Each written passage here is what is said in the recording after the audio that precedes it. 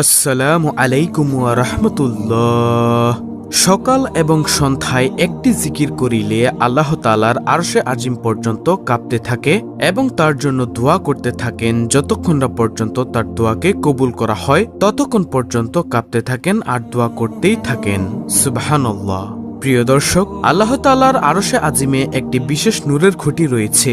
যখন কোনো বান্দা দুনিয়ায় বসে এই জিকিরটি পাঠ করে, সঙ্গে সঙ্গে এই জিকিরের আওয়াজ আল্লাহ তাআলার আরশে আজিমে গিয়ে ধাক্কা লাগে, যার কারণে আল্লাহ তাআলার আরশে আজিমে থাকা সেই বিশেষ নূরের খুঁটিটি কাঁপতে থাকে।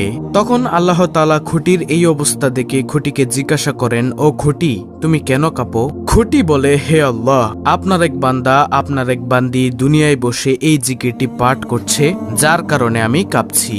আল্লাহ তাআলা সঙ্গে সঙ্গে খুঁটিকে বলে, ও খুঁটি, তুমি তোমার কাঁপা বন্ধ করে দাও।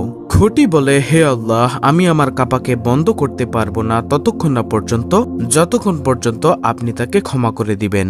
সুবহানাল্লাহ। প্রিয় দর্শক, যতক্ষণ পর্যন্ত তার দোয়াকে কবুল করা না হয় ততক্ষণ পর্যন্ত এইভাবে কাঁপতে থাকেন আর দোয়া করতে থাকেন। সুপ্রিয় দর্শক, এই জিকিরটি হলো সর্বশ্রেষ্ঠ জিকির। যেই জিকির পাঠ করলে আসমানের সমস্ত দরজা খুলে যায়, আরশে আজিমের সমস্ত পর্দা উঠে যায়। আল্লাহর নবী হযরত মুসা আলাইহিস সালাম আল্লাহ তাআলাকে বলেন, হে আল্লাহ, আপনি আমাকে এমন একটি দোয়া শিখিয়ে দিন যে দোয়ার মাধ্যমে আমি আপনার জিকির করব, আমি আপনাকে স্মরণ করিতে পারবো। আল্লাহ তাআলা হযরত মুসা আলাইহিস সালামকে এই জিকিরটি শিক্ষা দিয়েছিলেন। সুবহানাল্লাহ।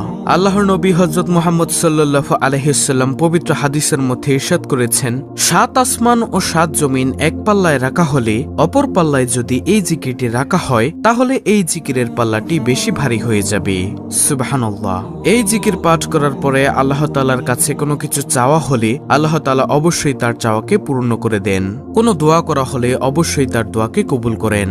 প্রিয় দর্শক, অনেকেই আছেন অভাবগ্রস্ত, অনেকেই ঋণগ্রস্ত, কোনোভাবেই ঋণ পরিশোধ করতে পারছেন না। এই জিকিরের আমলটি করে আল্লাহ তাআলার কাছে দোয়া করুন। আপনার ঋণের পরিমাণ যদি পাহাড় সমান হয়ে থাকে, আল্লাহ তাআলা আপনার সমস্ত ঋণকে কুদরতিভাবে পরিশোধ করে দিবেন ইনশাআল্লাহ।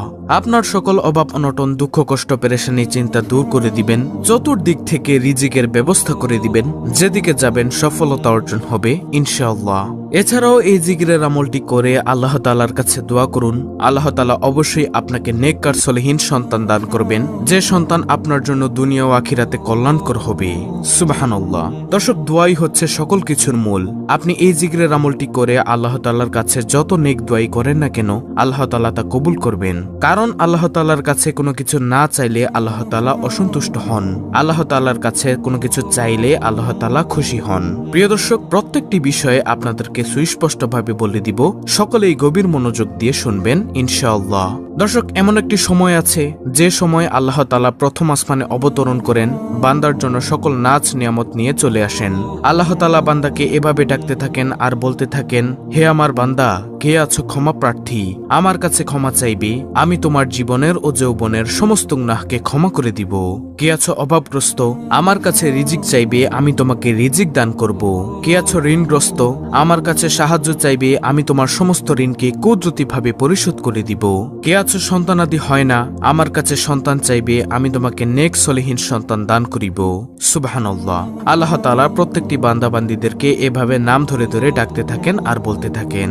আর সেই সময়টি হলো রাতের শেষ তৃতীয়াংশে। যেমন ধরেন রাত 2টা অথবা 3টার দিকে এই সময়ে 2 রাকাত তাহাজ্জুদ নামাজ পড়ে যদি জিকিরের আমলটি করতে পারেন, কপাল খুলে যাবে, ভাগ্য পরিবর্তন হয়ে যাবে, আপনি যা চাইবেন তাই পাবেন। আল্লাহ তাআলা আপনার দোয়াকে কখনোই খালি হাতে ফিরিয়ে দিবেন না ইনশাআল্লাহ। প্রিয় দর্শক, আপনি যদি তাহাজ্জুদ নামাজের পরে এই আমলটি করতে না পারেন তাহলে অবশ্যই ফজরের নামাজের পরে এবং মাগরিবের নামাজের পরে এই আমলটি করবেন। এই আমলটি তাহাজ্জুদ নামাজের পরে কিভাবে করবেন, ফজরের নামাজের পরে কিভাবে করবেন এবং মাগরিবের নামাজের পরে কিভাবে করবেন, প্রত্যেকটি বিষয় আপনাদেরকে বলে দিব।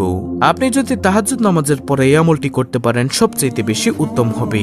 এজন্য যথেষ্ট চেষ্টা করবেন তাহাজ্জুদ নামাজের পরে এই আমলটি করার জন্য। আপনি যদি তাহাজ্জুদ নামাজের পরে এই আমলটি করেন তাহলে নিয়মটি ভালো করে শুনুন। প্রথমে আপনি ঘুম থেকে উঠে যাবেন 2টা অথবা 3টার দিকে, কারণ এই সময়ে আল্লাহ তাআলা প্রথম আসমানে বান্দার জন্য সকল প্রকার নাজ নিয়ামত নিয়ে অবতরণ করেন আর ডাকতে থাকেন। এজন্য চেষ্টা করবেন 2টা বা 3টার সময় ঘুম থেকে উঠার জন্য। ঘুম থেকে উঠে প্রথমে মিসওয়াক করে নিবেন। যদি মিসওয়াক না থাকে তাহলে অবশ্যই ব্রাশ করে নিবেন, তবে মিসওয়াক করা উত্তম। অতঃপর উত্তম রূপে অজু করবেন। অজুর পূর্বে ছোট্ট একটি বিষয় অবশ্যই লক্ষ্য করবেন, সেটা হলো অজুর নিয়ত করা। অজুর পূর্বে নিয়ত না করিলে অজু সহি হয় না, অজু পরিপূর্ণ হয় না। এজন্য অবশ্যই অজুর পূর্বে নিয়ত করবেন। আপনি যদি অজুর দোয়া না পারেন তাহলে আপনি মনে মনে নিয়ত করে নেবেন যে আমি আল্লাহর সন্তুষ্টির জন্য অজু করছি, তাহলে আপনার নিয়ত হয়ে যাবে। অতঃপর বিসমিল্লাহির রহমানির রহিম পাঠ করে অজু শুরু করবেন। তারপরে উত্তম রূপে অজু করবেন। তারপরে অজু শেষ করে ডান হাতের শাহাদাত আঙ্গুলটি আসমানের দিকে দিয়ে একবার কালিমা শাহাদাত পাঠ করবেন। এভাবে অজুর পরে কালিমা শাহাদাত পাঠ করলে আল্লাহ তাআলা আপনার জন্য জান্নাতের 8টি দরজা খুলে দিবেন। আপনি জান্নাতের যেই দরজা দিয়ে ইচ্ছে সেই দরজা দিয়ে প্রবেশ করতে পারবেন। তারপরে অজু শেষ করে কালিমা শাহাদাত পাঠ করে একটি পবিত্র স্থানে গিয়ে জায়নামাজ বা একটি পবিত্র কাপড় বিছিয়ে নেওয়ার চেষ্টা করবেন। তারপরে সেই স্থানে 2 রাকাত তাহাজ্জুদ নামাজ আদায় করবেন। এখন এই নামাজের নিয়ত করবেন কিভাবে? আপনি নামাজের নিয়ত মনে মনে এইভাবে করবেন যে আমি কিবলামুখী হয়ে আল্লাহ তাআলার সন্তুষ্টির জন্য 2 রাকাত তাহাজ্জুদ নামাজ আদায় করছি। তাহাজ্জুদ নামাজ 2 রাকাত করে পড়া উত্তম। আল্লাহর নবী সাল্লাল্লাহু আলাইহি ওয়াসাল্লাম 2 রাকাত করে তাহাজ্জুদ নামাজ পড়তেন। আপনি তাহাজ্জুদ নামাজ 8 রাকাত অথবা 12 রাকাত আদায় করার চেষ্টা করবেন 2 রাকাত করে করে। 4 রাকাত করে পড়লেও সমস্যা নেই। সর্বনিম্ন 2 রাকাত থেকে শুরু করে যত রাকাত ইচ্ছা করতে পারেন, কোনো সমস্যা নেই। তারপরে তাহাজ্জুদ নামাজ শেষ করে সেই স্থানে বসে আমলটি করবেন। আপনি প্রথমে একবার দুরুদে ইব্রাহিম পাঠ করবেন। যদি দুরুদে ইব্রাহিম না পারেন তাহলে যে কোনো দুরুদ, যেমন সাল্লাল্লাহু আলাইহি ওয়াসাল্লাম, এই ছোট্ট দুরুদটিও পাঠ করতে পারেন। দুরুদ পাঠ করার পরে একটি ছোট্ট ইস্তেগফার এভাবে পাঠ করবেন। আস্তাগফিরুল্লাহাল্লাযী লা ইলাহা ইল্লা হুয়াল হাইয়ুল কাইয়্যুম ওয়া আতুবু ইলাইহি লা হাওলা ওয়ালা কুওয়াতা ইল্লা বিল্লাহিল আলিয়্যিল আযীম। তারপরে এই দুটি দোয়া পাঠ করার পরে আপনি দোয়া ইউনুস পাঠ করবেন, যেটি পাঠ করার ফলে আপনার সকল বিপদ আপদ বালা মুসিবত দূর হয়ে যাবে।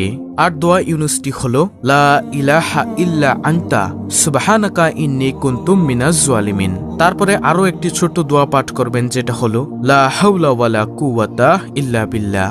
হাদিসের মধ্যে এসেছে 70টি রোগের মহা ঔষধ এই ছোট্ট দোয়াটি, লা হাওলা ওয়ালা কুওয়াতা ইল্লা বিল্লাহ। তারপরে এই দোয়াটি একবার পাঠ করা শেষ হলে সেই জিকিরটি পাঠ করবেন, যে জিকির একবার পাঠ করলে আল্লাহ তাআলার আরশে আজিম পর্যন্ত পৌঁছে যায় এবং তার জন্য দোয়া করতে থাকে।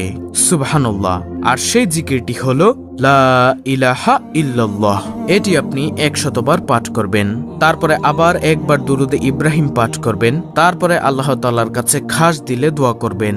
যদি তাহাজ্জুদ নামাজের সময় আপনি আমলটি না করতে পারেন, ঘুম থেকে উঠতে দেরি হয়ে যায়, তাহলে ফজরের নামাজের পরে করবেন। তারপরেও যদি করতে না পারেন তাহলে মাগরিবের নামাজের পরে করবেন।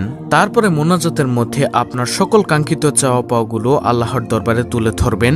ইনশাআল্লাহ আপনার সকল চাওয়া পাওয়া আল্লাহ তাআলা পূর্ণ করে দিবেন। তো এই ছিল আমাদের আজকের ভিডিওতে আমলের নিয়ম যেভাবে বলা হয়েছে আপনারা সেই নিয়মে আমলটি করবেন। যদি না বুঝে থাকেন ভিডিওটি আবার দেখুন। ভিডিওটি ভালো লাগলে অবশ্যই চ্যানেলটিকে সাবস্ক্রাইব করে পাশে থাকা বেল বাটন অল বাজিয়ে দিবেন।